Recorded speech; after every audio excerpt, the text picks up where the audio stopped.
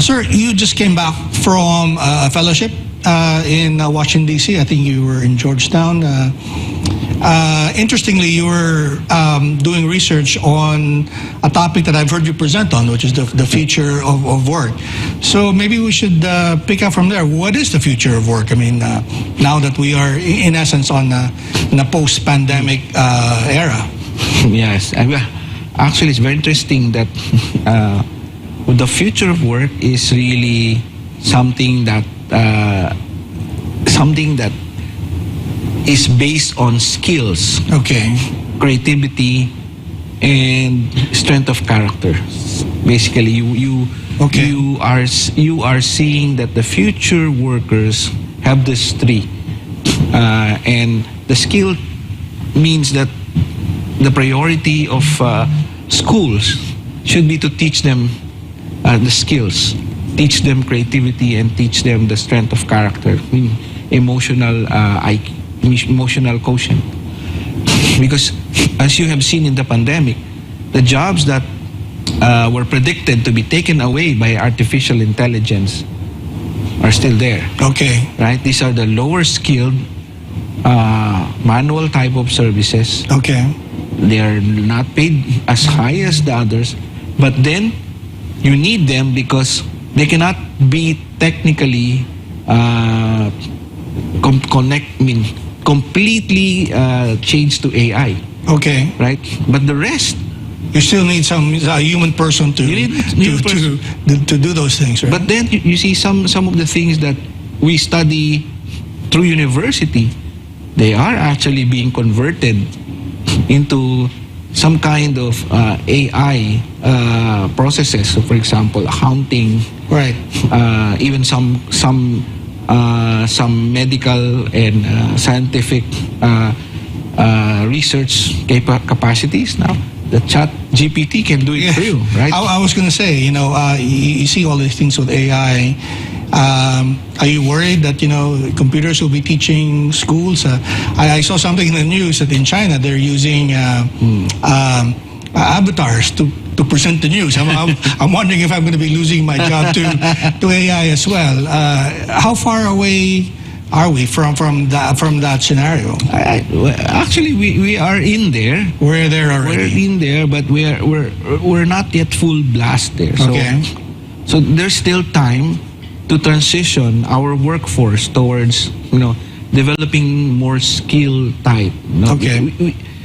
It's the Filipinos, for example, are adaptable all over the world, regardless of what they studied, because of their adaptability. Right. But then, even if you're adaptable, but you don't have the skill, then computers will overtake you because the computers can be programmed to be adaptable. Right. Right. So the advantage that people will have in the future is that they have the skill and they can upskill or de-skill as necessary.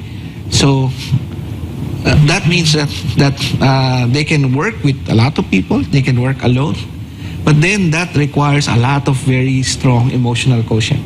Let's talk about your field, education. I mean, you brought up Chat GPT. Is it GTP? GPT. So a lot of people are concerned that maybe reports, even theses and dissertations now will be written by AI. Does that concern you? Or of course, I think the design is to help the learning process, not to help them cheat, right? But but sometimes the technology doesn't keep pace with our ability to misuse it, right? So, well, it can go either way. It can be, like as you said, to help. But I have seen it. I tried it. I asked questions. It can answer very well, but it cannot give you the specifics. So that means you still need people to, interpret, analyze, and creative. There's no creativity there. Okay. It's all based on what you ask. Right. So that's the reason why I talked about creativity as a part of the future of work.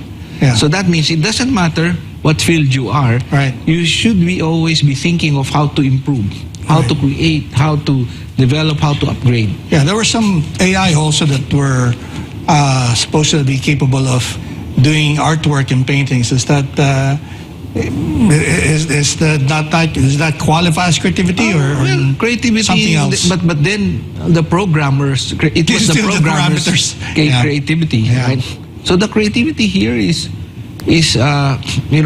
how to improve. Really, I mean, at this point, what I'm seeing is that the future work is that as long as something is repetitive, something can be digitalized, just like what the Chat GPT is able to do. The books were digitalized. Right. It was interpreted, analyzed by the machine, and so it can give you what is in its database. Right. But then whatever is not there, Right. It's only up to 2021. Okay. So that means any information in 2022, It's not there yet. the computer does not know it. Last time I saw you, you were presenting to Adamson University. You're part of your research, and you were mentioning something about the office arrangement, the hybrid work arrangement. Could you elaborate on what you see there? Yeah, that's something that if everyone is highly involved in the production process, then a lot of it will now require a portion of your work to be hybrid and a portion of your work to be physically in person. But then, if it's purely manual, low skill type of work, then it cannot be hybrid. It cannot be even computer cannot do it. So it's purely in person. And that's where we start to think. For example, why is it that after the opening in Metro Manila, the traffic became so bad very quickly? Yeah. That's easily explainable in the sense that about 70% of the workforce in NCR are involved in some kind of manual kind of work, skill work, which work from home cannot do. Cannot be. They have to be. They have to be in the workplace, Present physically, like in the supermarkets, in the barber shop. Yeah. Right. So well, that's the thing. One of the biggest things about the Philippine economy is this outsourcing sector. Does it worry you, these developments in AI and automation, that maybe that will make those jobs obsolete very soon? Is that something to worry about or not? Yes, I mean, true. They can take away some jobs, but since I lived in the US, I tried that.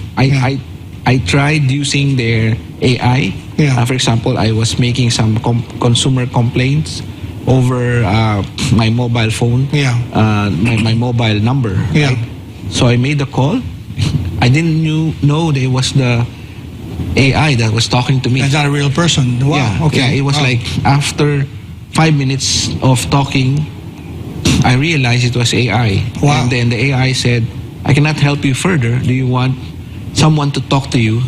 And do you want that person to call you back in 5 minutes? Wow. So I said yes. And the answer, after 5 minutes, the phone rang. It was somebody from the Philippines, the BPO, who called. Okay. And I said, was I talking to a person? No, you were talking to a machine. So what does that mean? Does that mean that, yes, jobs will be replaced, but there will be new ones created? Exactly. Okay. Exactly. And as I said, the creativity part is something the machine cannot do. Wow. So the machine will say, I can only do so much. This point. Right. And I don't think they can change that. I mean, because there's like, if you complain, the machine will say, I don't know. Right. So the machine can only give you back what it knows. Right. Right. Well, how do we teach kids to be prepared for the future? Because many of the things, for instance, that I learned as a journalist while I was in school are obsolete, right? We studied proofreading symbols that nobody uses anymore. We had to learn proportions and a bit of math to enlarge and reduce photos. Now you just click and drag. I mean, how do you prepare our kids for the future? I mean, you're in you're in this field in education. Yeah, that's a very, very important question to ask. I mean, to me, we should prepare them by engaging them and disengaging them. Okay. I mean, they have to be able to zoom in and zoom out at the same time. Because many of the kids right now, they just want to be on their own. They just want Okay. to work independently. Okay, isolated. Yeah, which will work for a while. But then we are social beings. So, Yeah. at some point you will have You have to talk to challenges. someone, yeah. Yeah, you have challenges along that line. So that's one thing. You have to develop the social skills, the ability to use social skills, adapt when necessary. Then give them creative kinds of work. I mean, if you are teaching even mathematics, give them creative problems. Don't just let them solve. Right. Just let them think of what they can do to improve this thing. Applications, For yeah. example, right? Yeah. For example, in economics, in my classes are very simple. I give true or false exams, but then I don't remember that from your classes. but then the true or false exam, there is like there's a catch, right? It's a modified one, so you have to think which is this sentence is wrong, Okay. but what is wrong? Okay. So something like that. So make them think, make them make them be ready for the unpredictable. Okay. I think this is the challenge of this Gen Z and millennials, because they are the generations that were prepared so that they will not face the same problems faced by the Gen X. Interesting. And the baby boomers, right? Which they had very difficult times. So they made everything simple, predictable, and this is the outcome now. Now we know that it's not bad, but there's a negative of something, of anything that is done in an overly manner, right? Yeah, I think we can talk about that for the entire show, but we just have to take a quick break. Right now, this is Business of Politics. We're talking to Dr. Alvin Ang.